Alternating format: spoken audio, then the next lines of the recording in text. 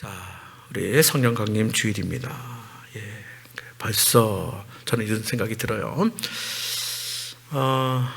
성령 강림 주일에 비가 온 적이 간혹 있어요. 예, 그럴 때마다 제 마음이 더 설레요.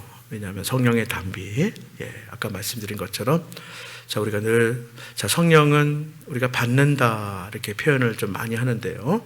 예, 성령의 단비도 이렇게 우리가 표현을 하는데, 비는 하나님의 은혜와 참 비슷하다 해요. 그렇죠? 위로부터 아래로 흘러 내리잖아요. 그렇죠?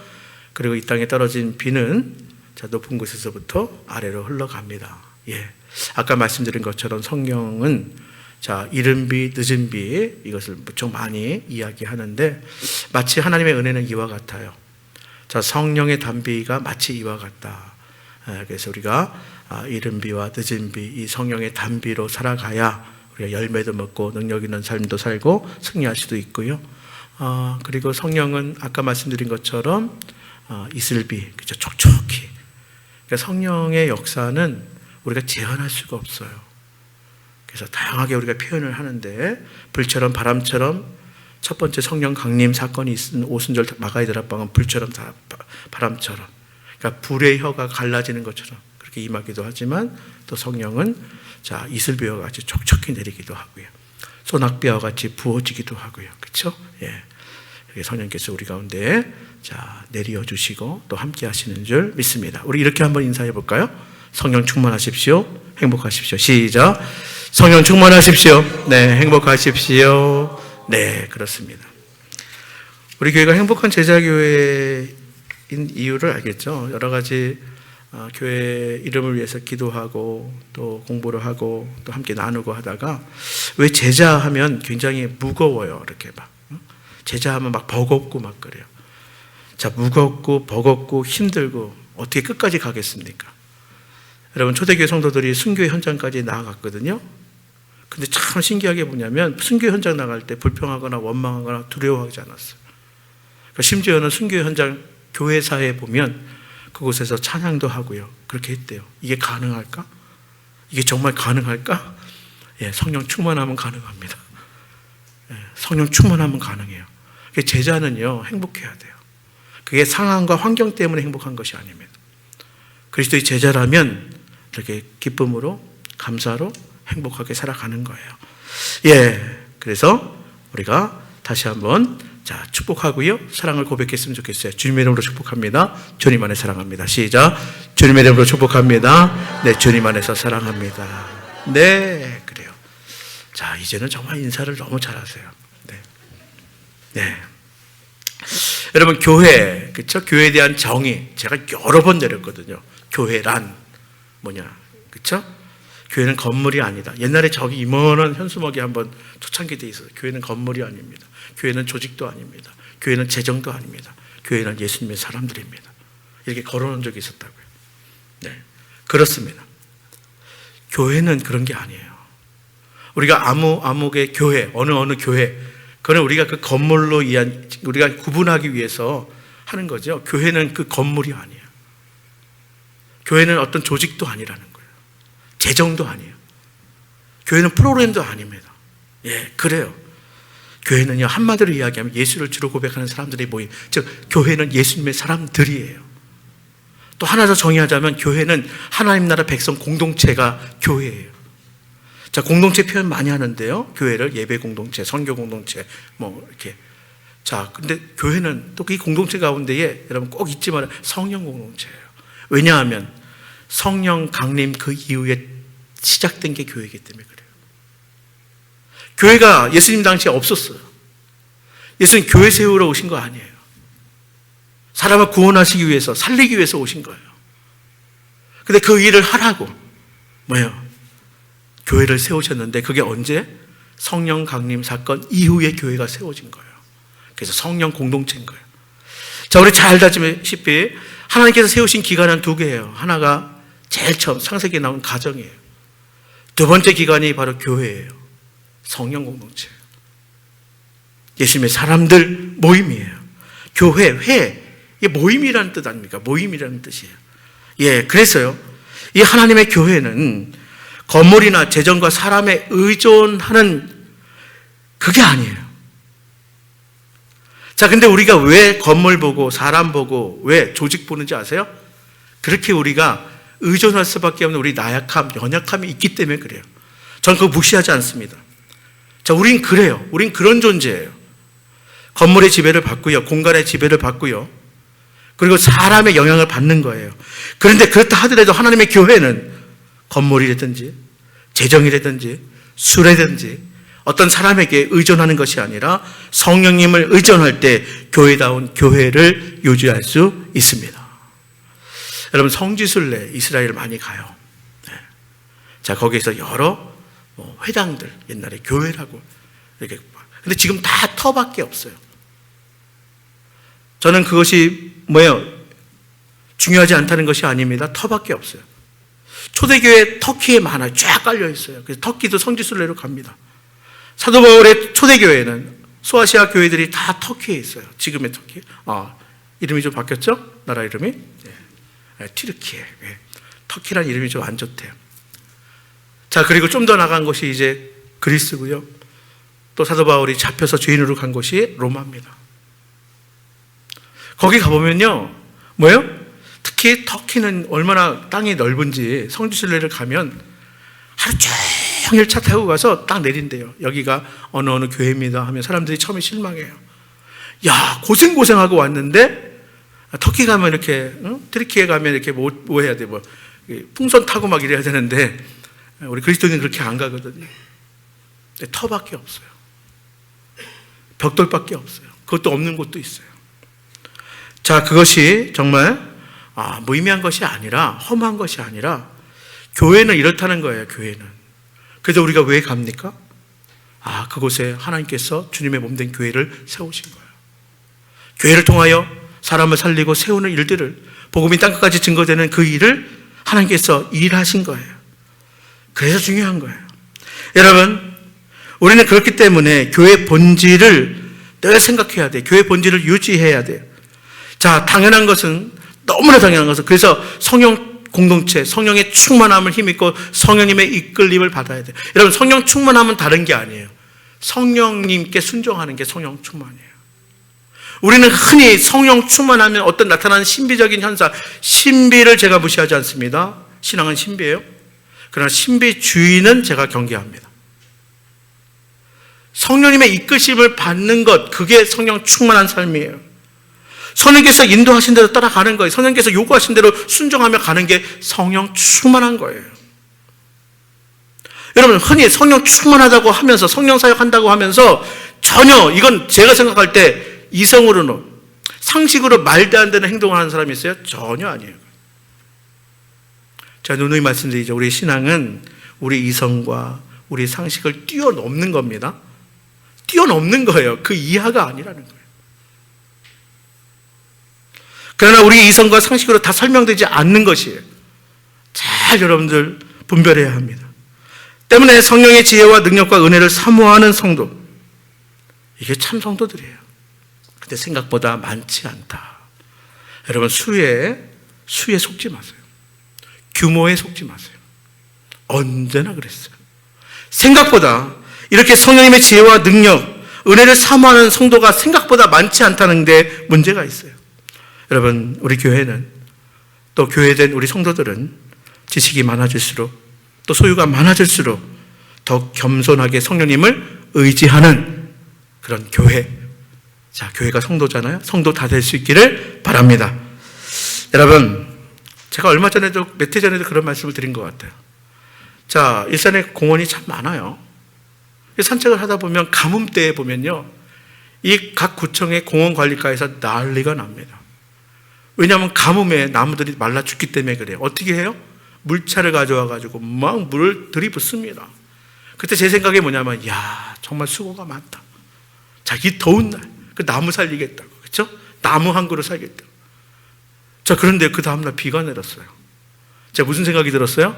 이야, 그렇게 수고하면서 몇 날 며칠을 물을 쏟아 부었는데도 이게 해결이 안 돼, 가뭄이.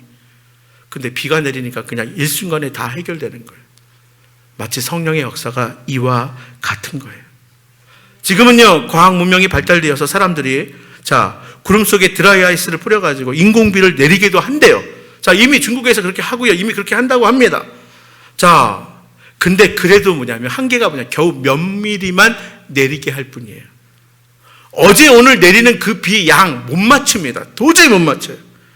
여러분, 그렇습니다. 아무리 사람이 노력한다고 한들, 그렇죠? 물차를 가지고 붓고요, 드라이 아이스로 인공비를 만들어서 내리게 한들, 하나님께서 하늘문을 여시고 단비를 내리신다면, 그러면 단변의 모든 것이 해결될 수 있는 거예요.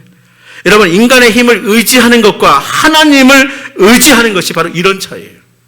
내가 내 힘과 내 능력, 내 경험으로 애쓰며 사는 것과 내가 성령님 의지하며 사는 것이 근본적인 차이가 바로 이와 같은 거예요.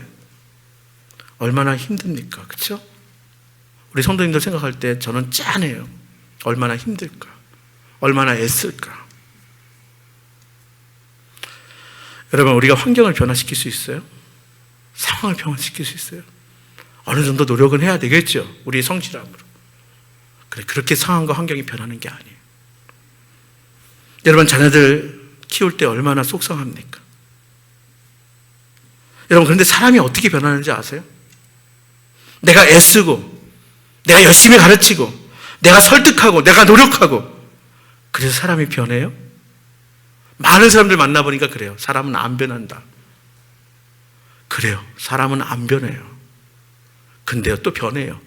하나님이 하시면 됩니다. 내 자신도 나를 어떻게 못하는 게 인간 아니에요. 여러분, 내가 나를 변화시키려고 아무리 새해 초에 결단하고 열심히 계획 세워도 되죠? 안 돼요. 저는 그래요.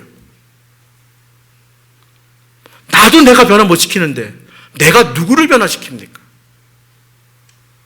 그러니까요, 인간관계 때문에 속상해할 이유가 없어요. 속상하다는 게 뭐냐면 내가 나에게 맞게 변화시키려고 해서 속상한 거예요. 애쓸 필요 없어요. 물론 포기하는 이야기는 아닙니다.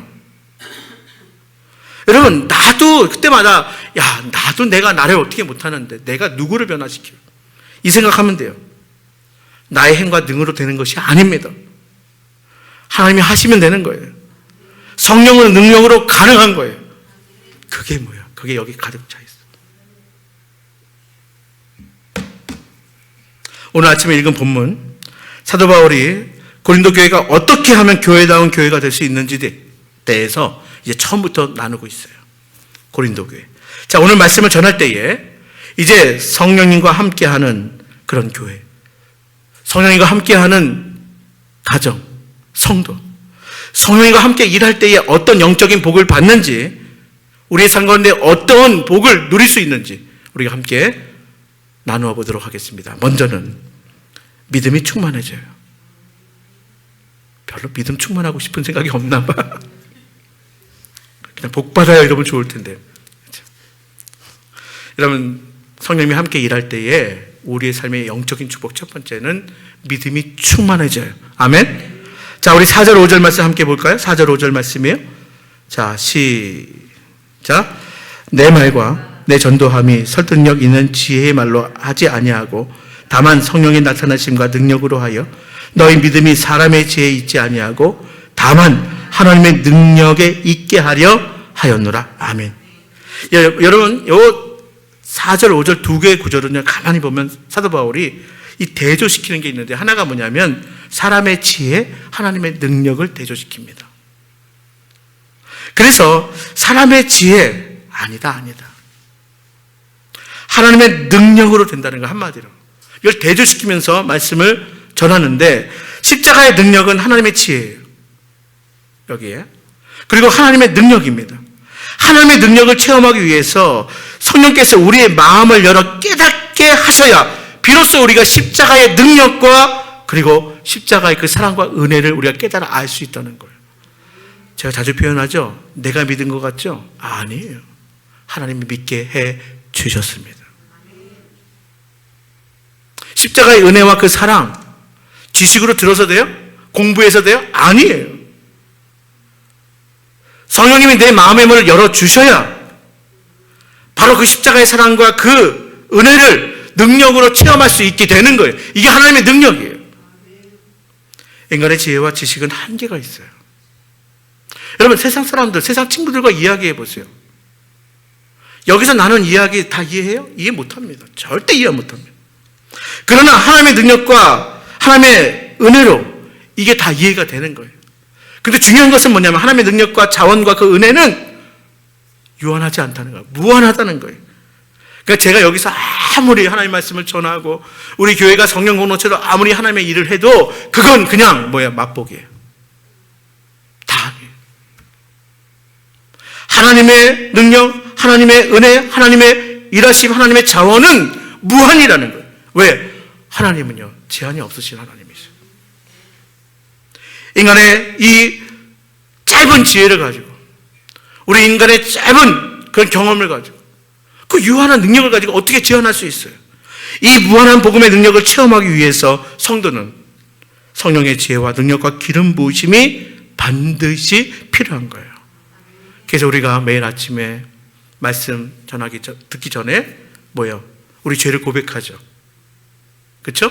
회개 매일 필요해요. 정결해져야 돼요. 깨끗해져야 돼요. 그리고 필요한 게 뭐냐면 성령 충만함을 사모하시기를 바랍니다. 그래서 말씀을 들을 때 성령님 깨닫게 해달라고 제가 그렇게 기도하자고 그러잖아요. 성령의 능력, 성령의 기름 부으심이 반드시 필요한 거예요. 여러분, 하나님의 지혜와 성령의 능력으로 믿음이 견고해지시기를 바랍니다. 우리의 믿음이 견고해지기 위해서 성령님을 철저히 의존하시기를. 성령 충만하면 다른 게 아니에요. 성령님 따라가는 거예요. 성령님께 지배받는 거예요. 성령님을 철저히 의존하는 거예요. 99%만 의존하고 1% 남겨두는 거 성령 충만함 아닙니다. 충만한 가득이에요. 100% 의존하는 거예요. 하나님이 우리를 위하여 예비하신 엄청난 복. 여러분, 제가 말씀드릴게요. 내 상상 뛰어넘습니다. 지금 내 경험 그 이상입니다. 이러한 복과 은혜를 받고 누릴 수 있게 되기를 바랍니다. 지금까지 여러분들 어떻게 신앙생활 했는지, 그렇죠? 제가 어떻게 다 알아요. 근데 확실히 제가 알 수 있는 것은 뭐냐면 지금까지 여러분들이 보고 듣고 또 경험한 것 그 이상의 하나님의 역사가 있다는 사실을 기억하시기를 바랍니다. 하나님의 아들이 죄인된 모습으로 오셨어요. 인간의 몸으로 오셨어요. 이게 기적이죠. 십자가에 못 박히시고 사흘 만에 부활하셔서 승천하신 것, 이게 사람의 생각으로 가능한 일이에요? 이게 사람의 지혜나 경험으로 이게 가능한 일입니까? 이것을 뛰어넘는 초월한 일 아닙니까? 어떤 지식으로도 깨달을 수 없는 일이 벌어진 거예요. 이미 2000년 전에. 여러분, 오직 성령을 통해서만 이 십자가를 통한 하나님의 그 무한하신 계획, 우리를 향한 하나님의 놀라우신 그 무한하신 복과 은혜를 우리가 알 수 있고, 그 모든 것을 남의 것이 아니라, 남이 경험한 것이 아니라 내 것으로 삼을 수 있습니다. 성령님은 하나님의 기쁜 것이라도 통달하시기 때문이다. 오늘 10절 말씀 해볼까요? 제가 하는 이야기가 아니에요. 자, 오늘 10절 말씀 우리 함께 봉독해 보겠습니다. 10절입니다. 자, 시작. 보이셨으니 성령은 모든 것 곧 하나님의 깊은 것까지도 통달하시느니라. 아멘. 성령님 하나님 아니십니까? 성령님이 이 하나님의 깊은 것까지도 통달하시느니라. 성령의 은혜가 있을 때에 하나님의 심정을 알 수 있어요. 하나님의 능력을 받을 때에, 성령의 능력을 받을 때 하나님께서 우리를 위하여 행하시는 그 일들을 알 수 있어요. 제가 잘 표현하는 것 중에 하나가 뭐냐면 하나님의 마음을 헤집어서 볼 수 있다면, 여러분, 성령 충만하면 하나님의 마음을 볼 수 있어요. 하나님의 마음을 알 수 있어요. 우리를 향한, 내 가정을 향한 하나님의 위대한 일을 깨달아 알 수 있는 거예요. 여러분, 우리는 10길 물속은 알아도 한 길 사람의 마음은 알 수 없다. 이게 너무 당해요. 우리는 사람의 마음속 몰라요. 저게 겉으로는 웃고 있는데 속으로는 무슨 생각을 하고 있는지 어떻게 알아요? 그렇죠? 내 앞에서 친절한 것 같은데 속으로 어떤 생각하고 있는지. 자, 그것만이 아니라 내가 사랑하는 사람도 마찬가지예요. 겉으로는 웃고 있지만 마음속으로 슬픔의 눈물을 흘리는 사람 있어요. 겉으로는 부유한 것 같지만 속으로는 그렇지 못한 사람들도 있습니다. 자, 우리는 사람의 속사정을 알 수 없듯이 하나님의 일과 하나님의 계획은 하나님의 영 외에는 알 수가 없어요. 우리가 성령 충만해야 돼요. 하나님의 영 외에는 하나님의 마음을, 하나님의 일을 알 수가 없어. 그래서 11절 말씀에 이렇게 기록되어 있어요. 11절 읽어볼까요? 시작. 사람의 일을 사람의 속에 있는 영 외에 누가 알리요? 이와 같이 하나님의 일도 하나님의 영 외에는 아무도 알지 못하느니라. 우리는 오직 성령을 의존할 때 하나님의 마음과 우리의 마음이 교통할 수 있음을 기억하시기를 바랍니다. 성령님이 교통하시고, 그죠? 그거예요. 하나님의 마음과 우리의 마음이 교통하는 것. 성령님 충만하면 우리가 교통할 수 있어요. 성령의 능력은 절대 믿음을 가져다 줍니다. 판단하지 않습니다. 불평하거나 원망하지 않습니다. 절대 믿음은 곧 절대 신뢰, 그리고 절대 순종의 삶으로 나가게 합니다. 여러분, 순종은요, 100% 순종하는 게 순종이에요. 신뢰란 100% 신뢰하는 거예요. 내가 99%는 순종하고 1%는 못하겠다. 그건 순종이 아니에요. 신뢰는 99%, 이건 신뢰 아니에요. 100% 신뢰예요. 이것은 우리의 노력 갖고 안 돼요. 다짐 갖고 안 돼요. 성령의 능력은 절대 믿음, 절대 순종, 절대 신뢰를 가져다 주는 거예요. 여러분, 우리는 하나님이신 성령님과 함께 일할 수 있기를 바랍니다. 함께 살아갈 수 있기를 바랍니다. 성령님과 함께 일하면 더욱 믿음이 충만해져요. 내 힘으로 일하면 시험 들어요. 넘어져요. 하나님의 말씀을 통해서, 우린 예배를 통해서, 모임을 통해서. 여러분, 성경에 보면 성령 충만함의 그 비결이 있어요. 예배할 때, 기도할 때, 그리스도인이 모여서 교제할 때, 그렇죠? 찬양할 때, 이럴 때 성령 충만함을 힘입을 수 있어요. 그러니까 우리가 함께 모여 예배하는 자리에 나오셔야 돼요. 함께 기도해야 돼요. 우리가 함께 말씀을 들어야 돼요. 매일 아침 말씀 듣고 시작해야 성령 충만한 하루가 될 수가 있는 거예요. 다음으로, 성령과 함께 일할 때에 삶에, 그리고 인격에 실질적인 변화가 있습니다. 뭐라고요? 삶과 인격의 변화를 가져다 줘. 자, 우리 12절 말씀을 읽어봅니다. 12절이에요. 시작. 우리가 세상의 영을 받지 아니하고 오직 하나님으로부터 온 영을 받았으니 이는 우리로 하여금 하나님께서 우리에게 은혜로 주신 것들을 알게 하려 하심이라. 아멘. 예, 우리는 성령을 받고요. 성령이 우리를 깨닫게 하심으로 점점 십자가의 사랑을 점점 깊이 체험하게 되는 거예요. 이전에는 깨닫지 못했던 하나님의 은혜가 폭포수처럼 부어지는 거예요. 이전에는 자신의 혈기를 다스리지 못했어요. 하지만 성령의 은혜를 깨닫고 나서는 넉넉한 마음으로 사람들을 받아들이고 용납하기 시작해요. 이전에는 미래에 대한 막연한 두려움으로 불안에 사로잡혀 지냈어요. 그러나 이제는 여호와 이레의 인도하심을 확신하게 되는 거예요. 성령의 은혜가 마음을 점점 더 충만하게 할 때, 이전에 알지 못했던 하나님의 신기한 은혜를 체험하기 때문에 그래요. 그래서 삶이 변합니다. 인격이 변하는 거예요. 여러분, 지성을 중시하는 그리스도인이 성령님을 의지하지 않으면 그 신앙은 항상 불안정하게 되어 있어요. 여러분, 우리의 신앙은 이 말씀이 이끌고 가야 돼요. 이건 사실이에요. 그래서 신앙은 물론 지성적이어야 돼요. 잘 알아야 돼요. 하나님을 알고 말씀을 잘 알아야 돼요. 왜냐하면 이게 우리의 믿음을 바르게 끌고 가기 때문에 그래요. 그런데요, 이런 지성을 중시하는 그리스도인이 성령 충만하지 않으면 항상 불완전할 수밖에 없어요. 밋밋해요. 힘이 없어요. 여러분, 이 성령 충만함은요, 우리에게 마치 뭐냐면 기름과 같아요. 에너지와 같아요. 힘있게 합니다. 다른 사람을 격려하고 세우려면 성령 충만하셔야 돼요. 여러분, 과거에 저는 참 신기한 게 뭐냐면 우리 믿음의 선조들, 우리나라 1세들, 제가 이제 3대째잖아요. 그렇죠? 자, 근데 가만 보면 그때는 배움이 적었어요. 초등학교도 못 나오고. 그렇죠? 저희 외할머니는 성경으로 한글을 깨우쳤어요. 근데요, 제가 그렇게 지혜로운 기도하는 권사님을 본 적이 없어요. 비록 배움이 적다 하더라도 성령의 은혜를 체험하면 자신의 삶과 인격이 새롭게 변화될 뿐만이 아니라 다른 사람을 도울 수 있는 능력을 얻게 될 거예요. 여러분, 성령이 이끄시면 반드시 인생의 변화가, 삶의 변화가 일어나게 됩니다. 마지막으로 성령님이 함께 하시면, 성령과 함께 일하면 더 깊은 은혜로 나가게 됩니다. 어디로 나간다고요? 더 깊은 은혜로. 예, 은혜 위에 은혜. 은혜 위에 은혜 위에 은혜 위에 은혜. 13절 말씀 함께 읽겠습니다. 13절 시작.